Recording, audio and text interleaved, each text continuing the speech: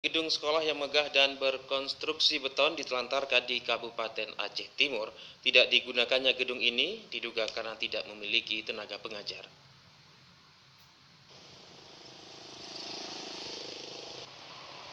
Beginilah pantauan TVRI di lokasi gedung sekolah kawasan Perla, Kabupaten Aceh Timur.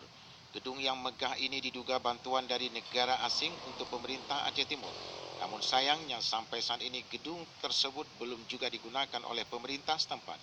Karena sudah 3 tahun tidak difungsikan dan sebagian dinding bangunan dan lantai terlihat mulai rusak.